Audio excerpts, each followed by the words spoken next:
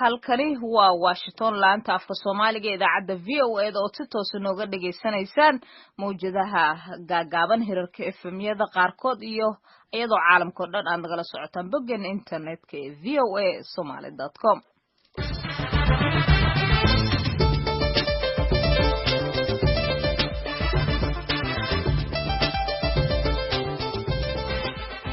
subax wanaagsan dhamaantiin dhegeystayaal waa salaasa bisha Diseembarna waa 11 sanadka 2018 idaacadda saaka iyo caalamkana waxaa halka si wada jiray kala socotiin doona Saare Cabdi Axmed iyo anigoo ah Abdulhakiin Maxamuud Shirwa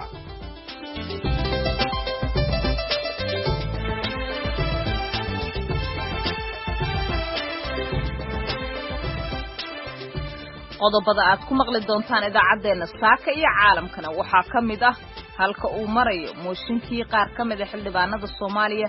ee u gudbiyeen gudoomiyaha baarlamaanka Soomaaliya iyo sidoo kale xiisada siyaasadeed ee baarlamaanka dhexdiisa. Anigu waxaan ugu baaqayaa ka xildhibaan ahaan xubnaha mas'uuliyiinta gudoonka iyo mas'uuliyiinta qaranka arrintan in la waafajiyo sharciga dalka u yaalo dastuurka ama xeer hoosaadka waa wax lagu dhameyn karo aad u fudud wahay maaha in qalqal siyaasadeed la geliyo wadanka meel walba waxaa ka dareemaysaa inay banaanbaxyo ay ka socdaan. waxaa kaloo aad maqli doontaan carwo ganacsi oo magaalada Djibouti lagu soo gabagabeeyay. sidoo kale waxaan idin haynaa oo maqli doontaan warbixin ku saabsan isbeddelka cimilada dunida iyo saameynta uu ku yeeshay qaaradda Afrika. dabcan qodobadaas iyo qodobo kale ayaa dhegeystayaal intaan idaacadda ku guda jirna aad maqli doontaan hase yeeshee marka hore ku soo dhawaada warkii dunida.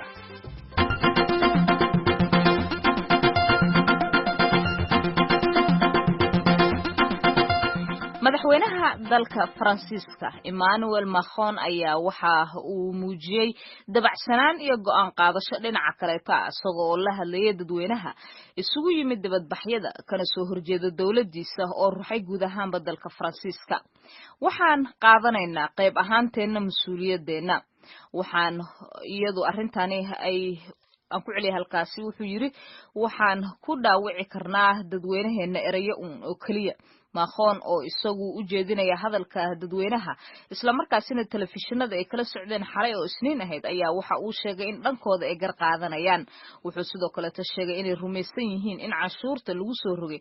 dadka howlgabka dhaqaalaha la siinayo ee dibadbaxyada abuuray in ay tahay wax cadaalad ah. madaxweyne Macron ayaa waxa kale oo ugu yeeray carada dadka ee toddobaadyada ka socota dalkaasi ee dibadbaxyada abuurtay inay tahay wax ka dhashay xukunkii 40 sano dalkaasi ka soo talinayay.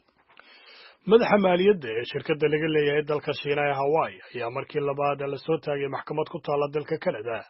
si loo dhageysto dacwad ku oogan iyadoo sidoo kalena ay suurtagal tahay in loo gudbiyo dalka Mareykanka si ay u wajahdo eedan la xiriira khiyaamo. dacwad oogayaasha dalka Canada ayaa sheegay in ay Ming Wanzhou ay xabsiga ku sii jirayso ilaa dhageysiga dacwadeeda dambe. hase yeeshee garyaqaanadeeda ayaa sheegay in xorriyadeeda dib loogu soo celiyo iyagoo ku sababeeya sababo dhanka caafimaadka awoodeed. Shiinaha ayaa maalintii Axaddii u yeedhay safiirka Mareykanka u fadhiya magaalada Beijing ee caasimadda dalkaasi si ay ugu muujiyaan sida ay uga cadhaysan yihiin xadhigga haweeneydan kaasoo ay ku tilmaameen mid xun, iyagoo Mareykankana ugu baaqay inay ka laabtaan dalbashadooda ah in loo soo gacan geliyo islamarkaana iyadoo Mareykanku uu ku eedeynayo haweeneydan inay jabisay sharciga Mareykanka ee mamnuucaya in wax ganacsiga lala sameeyo dalka Iiraan.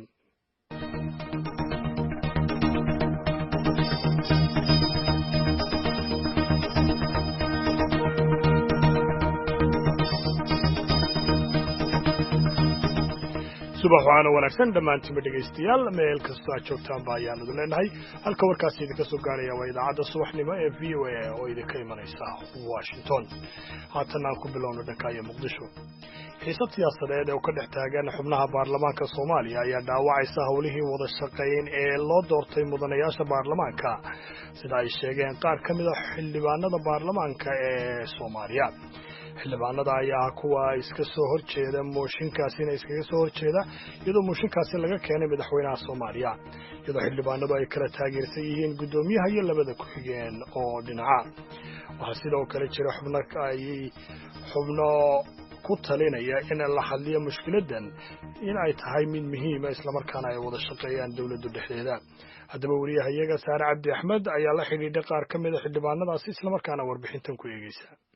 xiisadda xildhibaanadan ayaa bilaabatay markii 28 bishii November ee dhaaftay la kala diray guddigii qaabilsanaa la xisaabtanka ee baarlamaanka asbuucyo ka hor ka gadaal markii ay soo eedeeyeen wasaaradda arrimaha maaliyadda waxaana xilligaasi si ku meel gaara u sii hayay xilka gudoomiyaha baarlamaanka gudoomiye ku-xigeenka koowaad ee baarlamaanka Soomaaliya Cabdiweli Ibraahim Muudey oo kala dirista xubnahaasi isagoo hordhigay baarlamaanka ka gadaal markii eeda ay ku soo eedeeyeen wasaaradda maaliyadda looga garyeeshay hase yeeshee gudoomiyaha baarlamaanka Maxamed Mursal Sheekh Cabdiraxmaan oo isagu ku maqnaa safar dibadda ah ayaa markii uu soo noqday wuxuu cuskaday in kala diristaasi ay ahayd mid sharci darro ah guddigana wuxuu ku amray in howlahooda shaqo si degdeg ah ay u gudagalaan wixii intaasi ka dambeeyay habeenkii xigay waxaa gudoomiyaha baarlamaanka uu qabtay mooshin xubnaha baarlamaanka qaarkood ay ka gudbiyeen madaxweynaha dowladda federaalka Soomaaliya Maxamed Cabdullaahi Farmaajo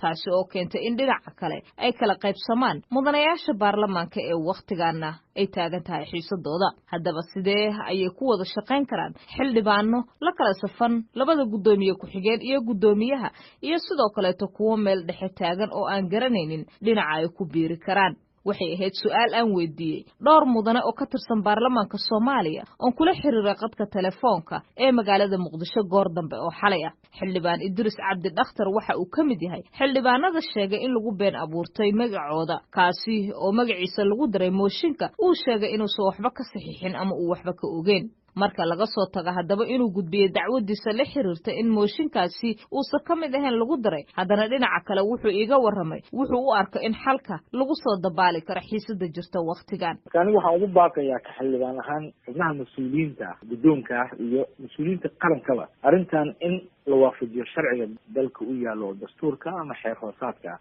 waa wax lagu dhamayn karo aada u fudud yahay maaha in qalqal siyaasadeed la geliyo wadanka hadda meel walba waxaa ka dareemaysaa inay banaanbaxyo ay ka socdaan xaaladan ay sii cakirmayso marka waxaa la rabaa in arrimahaas la qaboojiyo hoos loo dhigaan soo jeedin lahaa si lamida sidaas xildhibaan Axmed Macalin Fiqi oo kamida mudanayaasha baarlamaanka ee keenay mooshinka ka dhanka ah madaxweynaha isla markaasina xalay markuu ila hadlayay ii sheegay inuu ka yimid xarunta madaxtooyada halkaasi oo uu sheegay xildhibaano dhowr ah oo kamid ahaa inay gudaha u gali waayeen markii sida uu yiri albaabka ganjeelka laga xirtay inkastoo sidoo ii sheegay markii dambe loo sii daayay ayaa dhanka kale asna waxa aan weydiiyay bal xalka sidoo uu arko wuxuuna ku jawaabay weyn oo dalka Soomaaliya runtii bay ku habsatay waxayna ka soo bilaabatay hadda ma bilaabanay waxay ka soo bilaabatay sanadkii hore qaladaadkii dawladnimada iyo dastuurka Soomaaliya laga galay oo ugu horeysay shakhsi Soomaaliya oo halgamaa oo ay ka soo bilaabatay bishii 8 Agoosto 2017 iyadoo dawladda hadda jirta iyo madaxda hadda jooga 6 bilood ba dhamaysan qaladaadkii halka ka soo bilaabeen ayaa ilaa iyo hadda socda marka gaari xawli dheer ku socda oo qaldan oo maaragtay aan farin lahayn oo darawal barbaratooy uu wado khatartiisu leeyahay dadka saaran marka in fariimaane la istaajiyo waa lagu qorsan yahay xildhibaan Daahir Amiin Jeeso waxa uu kamid yahay mudanayaasha ku dhow xagga aragtida madaxweynaha wuxuu ii sheegay in arrinkani aysan abuureen wax dhibaato sidaasi u sii weyn marka laga reebo ayuu yiri khilaafka jira oo u dhaxeeya guddoonka baarlamaanka wuxuuna dhinaca kale ka dhawaajiyay intaasi ay ku guda jiraan xal u raadinteeda macnaawi ahaan markii la yiraahdo xildhibaanada waa qaybsiin waxa weeye in muxuu ahay ay xildhibaanada kala tagsiin ma saas ma aha guddoonka baarlamaanka ayuu khilaaf yar soo dhaxgalay khilaafkaasna hadda BCN ku nahay inaan xalino baarlamaanka xildhibaanadu soo jeedin waa keensan karaan ama mooshin ha noqdo ama impeachment ha noqdo waa wax dastuuri ah oo waxyaabaha xildhibaanka uu ku shaqeeyay kamid ah muhiimada ay leedahay laakiin waxa weeye in sharciga iyo xeer hoosaadka iyo dastuurka uu waafaqsan yahay ayaa muhiim ah hadduusan waafaqsaneyn haddii xildhibaankii keena waxaana sharciga iyo xeer hoosaadka dastuurka aan waafaqsaneyn ninkii keenaa isaga ayaa muxuu ahay tacabkiisu noqonaya mid khasaare noqonaya ama muxuu ahay ujeedadii iyo hadafkii uu lahay ayuusan gaari karayn biil kasta oo la keenayo waxaa lagu keenaa mooshin markii biilkaas la keeno ujeedada loo keenay iyo qodobada la daliilsaday ayaa lasu eegaa. hadda tan waxaa meesha taalla mooshin waa laleeyahay, mooshin ma aha, waa impeachment oo madaxweynaha laga keenay. impeachmentiga marka waxaa loo baahan yahay inuu waafaqsan yahay sharciga iyo dastuurka iyo xeer hoosaadka. haddaba mooshinkan wuxuu kusoo beegmayaa iyadoo Soomaaliya ay waayadanba qayb ka ahayd iskaashiga dhaqaalaha ee ka socda gobolka, kaasi oo u baahan wadajirka dowladda Soomaaliya. Dr. Liibaan Ciise waxa uu ka tirsan yahay jaamacadda Muqdisho. والله waxaan isleeyahay mooshinkan wuxuu ku soo aaday marxalad adag ee dalku marayo mantiqada hadii la fiiriyo maanta mantiqada waxa aad bilowday isku furan, waxa bilowday in istiraatiijiyo cusub iyo kala orod oo istiraatiijiyada fog lagu wada dagaalamayo oo nin walbaba yani marxaladan soo uga gudbi lahaa aad baa looga hadlaa. marka waa marxalad ay aad u habooneyd marxalad midnimo iyo wadajir iyo inaanan yani hay-ada aysan faquuqin oo la wada shaqeeyo oo arrimahana mar walbaba midi ku taag aan lagu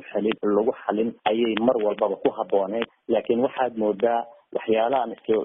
shacabka Soomaaliyeed u siir muddo waa laga soo gudbay oo marxalad cusub baa la galay in haddana in dib loogu noqonayo oo kale ayaad moodaa. khilaafyada siyaasadeed ee soo kala dhexgala xubnaha dowladda gaar ahaan kuwooda ugu sarreeya ee mooshinada marka ay gaaraan mudanayaasha baarlamaankuna dhinacyada ay la kala saftaan ayaa waxa ay tahay wax aan ku cusbeen saaxadda siyaasadda Soomaalida. waxaana mar walba oo ay dhacdo in mudanayaasha baarlamaanka Soomaaliya uu khilaaf soo kala dhexgalo ay dhinaca kale taasi ka dhexlaan khilaafaadkaasi in howlihii shaqo ay hakad ku yimaadaan. dad badan waqtigan waxa ay rajaxumo ka muujinayaan xaalka Soomaaliya iyo sidoo kale mudanayaashii la soo doortay oo misna dhinaca kale ayagu u khilaafaad ka dhex guuxayo.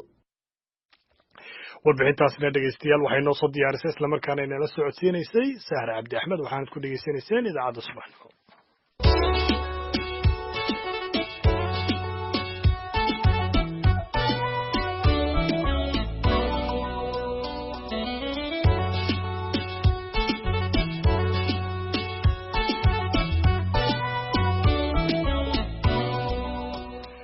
waa tahay weli waxaad naga dhageysanaysaan Washington. dunida waxaa ka socda dadaalo ka dhan ah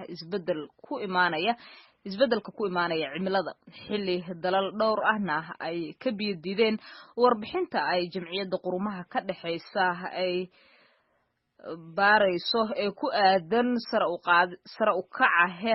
heerkulka dunida, iyada oo dalka Polandna uu ka socdo shirka looga hadlayo arrimaha cimilada. wadamo badan oo kamida dalalka soo koraya gaar ahaan kuwa ku yaala Afrika, Asia iyo Koonfurta Asia dhiraahda iyo qaaradda ayaa sidoo kale waxa ay sheegayaan in haatanba isbedelada cimiladu ay saameeyeen iyadoo sidoo kale ay soo wajahayso xaalad biyo yaraan iyo waliba duufaano halis gelin kara nolosha dadka. Henry Ridgwell ayaa warbixinta nooga soo diray London. waxaa soo jeedinaya Cabdixakiin Maxamuud Shirwac. 5 bilood ka hor suuq kalluunka lagu iibiyo oo mashquul badan oo ku yaala dacalka harada Chilwa ee dalka Malawi ayaa kacay. iminka boqolaal doonyaha kalluumaysiga ayaa yaala goobta iyagoo ku wareegsan dhoobada ay cadceedu qallajisay. mawjadaha biyaha ayaa goobta si sanadla ah u sabayn jiray, balse saynisyahanada ayaa sheegay in isbeddelka cimiladu uu qallajiyay harada. kalluumaysatada ayaa qasab ay ku noqotay inay goobta ka tagaan isla markaana ay shaqo ka raadiyaan meelo kale, waxaana sidaasi sheegay Sostian Shiota oo ka tirsan ururka aan dawliga ahayn ee LEAD. Climate change contributes to the current recessions that we are experiencing. Because you can see that in isbeddelka cimilada ayaa wax ku biiriyay hoos u dhacyada hadda la arkayo, sababtoo ah waxaad arki kartaa in sanadkii 2012 hoos u dhac ku yimi iyadoo haradu ay weyday 80% biyaha, kadibna ay dib u heshay sanadkii 2013 balse may helin dhammaan. sidaa daraadeed tan iyo waqtigaas sanad kasta waxaanu arkaynay hoos u dhacyo. every year we've been experiencing these recessions. kooxaha siyaasadda dejiya ee isugu yimi shirka cimilada ayaa sheegay in dalalka soo koraya oo dalka Malawi uu ka mid yahay ay si adag u saameeyeen isbeddelka cimiladu. koox gacan ka geysata dhanka biyaha ayaa baahisay warbixin ay ku tilmaamayaan dalalka ugu xun ee biyo yaraantu ay soo wajahday, kuwaasoo ay u sareeyaan dalalka Suudaan, Niger iyo Pakistan. Jonathan Farr oo kooxdan u hadlay ayaa VOA u sheegay isagoo shirka ku sugan. There's people who are living with the impacts of climate change right now. waxaa jira dad ku dhex noola saamaynta ay isbeddelka cimiladu keeneen hadda waxa ay dareensan yihiin saamayntaasi balse maaha kaarboon ee waa biyaha islamarkaana sida aynu arkaynay sannadihii aynu soo dhaafnay sidoo kalena ay sii socon doonaan sannado badan waxaa jira sare u kac xooggan oo dhanka cadaadiska iyo weliba yaraanta biyaha dalalka qaniga ah ayaa ugu yaboohay $100 bilyan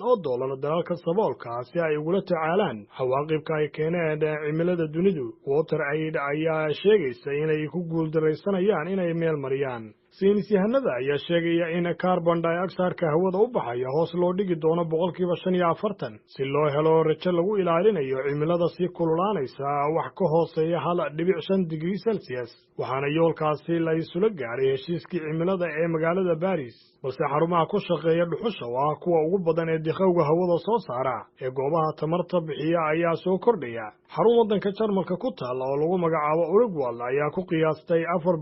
$478 bilyan in lagu maalgeliyo ballaarinta warshadaha dhuxusha ku shaqeeya intii u dhaxaysay bishii January ee sanadkii 2016 iyo waliba bishii September ee sanadkan 2018 goobahaasi oo qaaradda Afrikana ay ku jirto 14 African countries now the first coal plants are being developed it's completely crazy economies that could just be 14 dal oo Afrika ku yaalo ayaa hadda xagga hore kaga jira xarumaha dhuxusha ee la kobciyay gabi ahaanba waa waali dhaqaalaha hadda isu ballaariyay tamarta dib loo cusboonaysiinayo kaasi oo uu ku jiro booskii shirkadaha shisheeye yeelashada xarun ku shaqeysa dhuxusha ayaa riixaysa xalka mushkiladda tamarta sidoo kale ururka caafimaadka adduunka ee WHO ayaa ka digaya isbedelada cimilada ee sii xumaanaya in ay saameyn doonaan qaar ka mid ah xanuunada iyo weliba mushkiladaha caafimaad ee ay ka mid yihiin xanuunka duumada amaba kaneecada nafaqa darrada iyo weliba kulaylka waxaa jira rajo kooban oo ku aadan wadaxaajoodka in horumar la taaban karo laga sameeyo xilli dhowr dal oo ay ka mid yihiin Mareykanka Ruushka iyo weliba Sacuudi Arabiya ay ka soo horjeesteen muhiimadda warbixin urur goboleedka isbedelka cimilada ee jimciyadda qurumaha ka dhaxaysa ay soo saareen Henry Ridgwell warbixintii uu ka soo diray London oo uu soo jeedinay Cabdixakiim Maxamuud Shirwac ayay taasi ahayd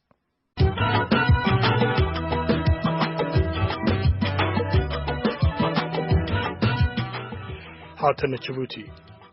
magaalada Djibouti waxaa lagu soo gabagabeeyay carwo maalmihii la soo dhaafay ka socotay magaalada taasoo ay badeecadooda ku soo bandhigayeen shirkado kala duwan oo iskaga kala imi magaalada Djibouti gudaheega ama dalka Djibouti gudihiisa iyo weliba wadamada dibadda gudoomiyaha rugta ganacsiga dalka Djibouti Yusuf Muuse Dawaale ayaa wariyaha VOA ee dalkaasi Ramadaan Muuse Jaamac uga warramay carwadan sida ay u soo qaban qaabiyeen iyo weliba waxyaabaha u qorshaysan sanadaha dambe waa runta sanadkii hore way dhaantaa sanad kastana sanadka ka dambeeyay inay dhaanto ilaahay baan weydiisanaynaa waxaas sharaf noo ah in intaas oo kun oo qof ay yimaadaan ay ka soo qayb galaan inuu madaxweynaha jamhuuriyadda Djibouti uu furo oo maxaan ku rahay carwadan uu furo waxaa sharaf kale noo ah dadka reer Djibouti iyo shicibweynaha reer Djibouti inay si baaxad looga soo qayb galaan carwadan waxaad moodaa inay taaba gashay waxaananu maqlaynay oo la hadal hayaa inaad ka guuri doontaan goobtan kolbada la dhisayo oo goob aad ugu tala gasheen aad ku tala jirtaan inaad samaysaan oo hadeed ku caan baxday carwooyinkeena lagu qabto arinta maxaad nooga iftiimin kartaa arintaas waxaan kala kaashanay madaxweynaha oo nagu bogaadiyay nooguna ballan qaaday inuu dhul baaxad weyn siiyo oo magaalada u dhow oo aan carwooyinka hadeed toolis daba joog aan ku qabanno meeshan hadii la dhiso 2 bilood iyo 18 cisho laga qaaday dhismaheegu haddana dib u waqti bay qaadanaysaa annagana waxay noo tahay waqti iyo kharash baa nagaga baxaya iyo waxa waliba aad gaar ahaan dadkii baanan maxaan ku rahay inaan joogto noqoto aan jecelnahay meeshaan waan rajaynaynaa inaan dhawaan helno ilaahayna waxaan ka baryaynaa inay meel dadkana soo jiidata noqoto carwo ka weyn in la qaban qaabin karo wadanka lagu qaban qaabiyo madaxweynuhu adigoo gaan ballan wuxuu ku qaaday inay dawladdu hadda toole arrinkaasi garab weyn ka geysanayso oo ayna ku mahadsan yahay madaxweynuhu annaguna intii waajibaadkeega waan buuxsanaynaa oo arrin dadku ma garanayaan inay shirkado badan oo waxtar u leh waddanka ay jiraan carwooyinka caynkana tusi kara kuwa warshadaynta kuwa dhallinyarta ee soo kacaya kuwa u baahan in la habeeyo amba la garab galo kuwa sii jiray oo doonaya inay ismuujiyaan oo anigii hore u sheegay waxaan idhi 20,000 oo qof oo xafiisyadooda ugu tagtid iyo 20,000 oo qof oo meeshaad joogto kugu yimaadi carwoon baa lagu samayn karaa taabaan u malaynayaa inay u noqon doonto faa'iido dadka wana kulkan waraysto amba la sheekaysto waxa iga muuqata in ay leeyihiin carwo lamid ah sanadkiisana gaarsiinay 6 bilood kale hadii laga dhigi karo way fiicnaan lahayd taasna ilaahay baan ka baryaynaa kulkan meel aan degno uu helo rugta ganacsigu helo inay u noqoto meel joogto ah oo carwooyinka lagu qaban qaabiyo si waddankeena dhaqaalaha iyo hoteelada iyo tagaasida iyo maxaan ku dhahay restaurantada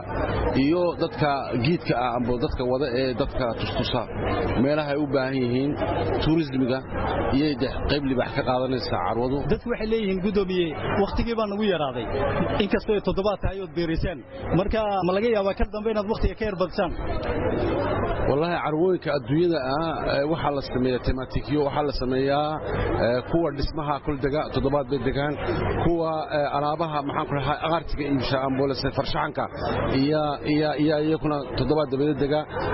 tourismiga hadana ka dambeeya bilbasa u socota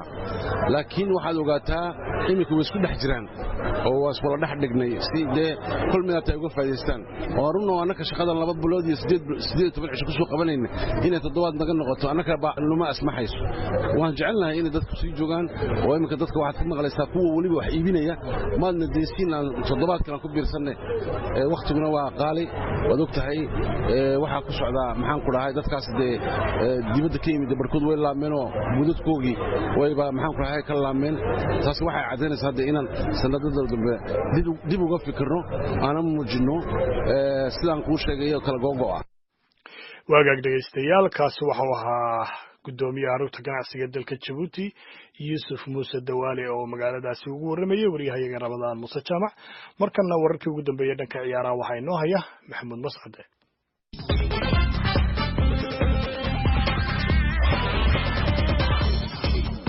kulanti wanaagsan dhegeystayaal dhammaantiinba kuna soo dhowaada xubinta ciyaaraha idaacaddeena saaka iyo caalamka koobka qaarada Yurub ee Champions League loo yaqaano ayaa caawa kulamo adag la iskaga hor imaanaya gurubyada isha lagu hayo waxaa ka mid ah gruupka B oo ay ku wada jiraan Barcelona, Tottenham, Inter iyo PSV Eindhoven. Inter waxay la ciyaaraysaa PSV, Tottenhamna Barcelona, halka gruupka C-na Red Star Belgrade ay soo dhaweynayso kooxda PSG, Liverpoolna ay Napoli u imaanayso. haddaba kulamadan oo natiijooyinkooda isku xiran yihiin waxay la falanqeynaya Qadar Geedi oo ka mid ah dadka ciyaaraha ka faallooda ee ku dhaqan gobolka Minnesota. Qadar, adigoo barnaamij ku soo dhawaanaya group B haddii aan jaleecno. Barcelona hore u soo gudubtay, Tottenham baa u imaanaysa, Tottenham iyo Interna guulahoodu way isku xiran yihiin ciddii soo bixi lahayd. bal haddaad ka falanqooto labadaasi kooxood iyo natiijadooda iyo siday ku soo bixi karaan. magacaygu waan ku salaamay. Assalaamu calaykum adiga iyo dhegeystayaashaada. ciyaarta caawa dhici doonta Barcelona iyo Tottenham waa ciyaar culus laakiinse micno uma fadhiso Barcelona waayo ayaga group winnerka ah 13 points kana wataan. waxaa kaloo ka fadhiisan doona Barcelona Luis Suarez oo ah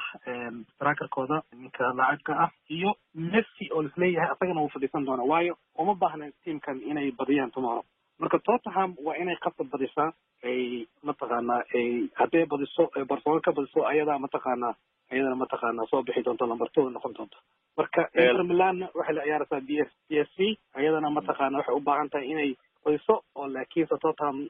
Barcelona ay ka badiso. marka waxaan isleeyahay Tottenham baa tomorrow badin doonta ilaa jira. waa gartay dabcan wayna adag tahay inkastoo garoonka Camp Nou markay ku ciyaarayso Barcelona Messi la'aan iyo Suarez baanay u dhutin doonin. waxaa jira group isna sidoo kale group C oo aad la iskugu dhagan yahay. groupkan Napoli iyo Liverpool ayaa ku wada ciyaaraya guriga Liverpool. PSG-na kooxda Red Star Belgrade oo Croatia ay booqanaysaa. dabcan saddexdan kooxood ee Napoli, Liverpool iyo PSG cidina soo ma bixin ilaa hadda oo natiijada caawa ay ciyaarayaan kulankii ugu dambeeyay gruubyada weeye cid walba natiijadu way isku xiranta. iyaga halka ayaad isleedahay way ka soo bixi karaan markaad eegto. wallahi waxaan isleeyahay waxaa ka soo bixi doona PSG oo la ciyaaraysa team Red Stars oo isleeyahay team mataqaana team culus maaha laakiinse Liverpool waxay ka badin doontaa tomorrow. waxaan isleeyahay inay Napoli gurigooda kaga badan doonto laakiin waxa weeyaan taasi ma tahay inay inaf tahay inay kaga mataqaanaa PSG in laga raayo ama ay tahay gasho marka iyadana waa group liswada leeyahay mataqaanaa lisku wada haysto 9 iyo 8 iyo 6 la kala haysto laakiin waxaan isleeyahay chansiga ugu badan waxaa leh PSG oo weliba Napoli 9 dhibcood bay leedahay 8 waxaa iskale PSG halka Liverpoolna ay leedahay 6 dhibcood marka kooxaha natiijadoodu way isku wada xiran tahay Napoli dabcan bareej u baahan tahay inay qaadato PSG lafteeda Red Star Belgrade ma sahlana marka aad eegto natiijooyinka ay heshay lafteedu waxa ay leedahay 4 dhibic oo waxa suuragal ah in ay kaalinta saddexaadba ay ku soo bixi karayso hadii Liverpool laga badiyo oo kale misleedahay marka Liverpool ugu yaraan bareej uu ka shaqsan karaa waa oran karaa laakiin Liverpool waa team aad u ciyaaraya waa team ma garanaysaa gurigooda ku ciyaarayo gurigoodana aad u adagta in lagaga badiyo marka Napoli waxaa isleeyahay natiijaday caawid isleeyihin waad helaysa waxa weeye inay la galaan dardo maxaa la barbardhac ayaa isleeyahay laakiin uma malaynay inay kaga badan karaan Liverpool gurigooda haddaad saadaaliso groupkan ayaa kasoo baxaya isleedahay haddaan saadali waxaa isleeyahay waxaa kasoo baxaya PSG Liverpool aad baad umahadsan tahay dhegaystayaal kaasi waxa uu ahaa qadar axmed geedi oo ila falanqeynayay kulamada adag ee caawa laskaga hor imaanayo oo dabcan ay adag tahay natiijooyinka qaar in la saadaaliyo has yeeshee aynu sugi doono natiijooyinkaasi siday ku dhammaato idaacadda kale aynu ballansannahay berita waktigan oo kale ayaana ku falanqeyn doonaa natiijooyinka waa hagaag maxamuud mascade iyo ciyaarihii intaasi aan kaga gudubno markana kusoo dhawaada codadka fanaaniintii axmed maxamed shimbir iyo sidoo kale Xaliima Khaliif Moqol iyo heeskii Ilwaad Qurux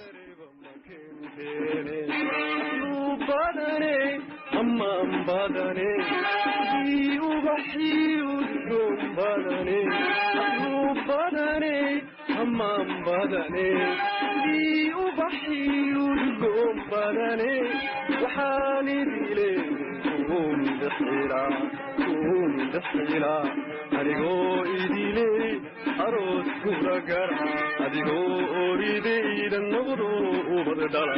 anigoo idile aroos kula gara adigoo oridayda noqdo ubadala ilwaad quruxay وإنتن دحيدي أمبرنين عزي أوزاين مياني وإنتن دحيدي أمبرنين عزي أوزاين مياني أصلو بعدنا بدنو إذي أضحي وذكم بدنو أصلو بعدنا بدنو إذي أضحي وذكم بدنو وحنا بيوم بكدا أدو أبيو أروس لكرا أنو أريد هذا النقضو وبدلا أدو أبيو أروس لكرا أنو أريد هذا النقضو وبدلا الواد قروحو waaba adiga heeso saake codkaasi malaha waxay ahayd inaad boqorka codkaadna lagugu yeero sahra waxa weeyaan dabcan adiga goorahanba madaxaas la haystay waa ka xumahay adiga iyo dhageystayaashaba inaan heesta halkaasi ku bari jiro amaba aan ku bargooyo dabcan heestaas inaan kaga tagi doonaa isla markaana aan ku gabagabayn doonaa idaacadeena subaxnimo waa aniga Cabdixakiin Maxamuud Shirwac Sahra Cabdi Axmed iyo Bashiir Abikar Cabdullaahi iyo guud ahaan bahdan fiyoeeda leh nabadgelyo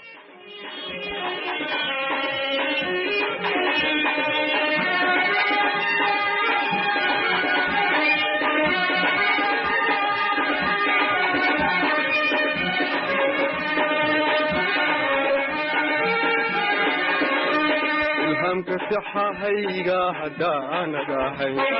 yaan walba kuma ammaanine ilhamka saxahayga hadaan agahay yaan walba kuma ammaanine badane ammaan badane dii ubaxi udgoon badane aslub badane ammaan badane dii ubaxi udgoon badane waxaan idilekum dixira anigoo idile aroos kula gaar adigoo oridayda noqdo badhala anoo idile aroos kula gaar adigoo oridayda noqdo badhala ilwaad qoroxe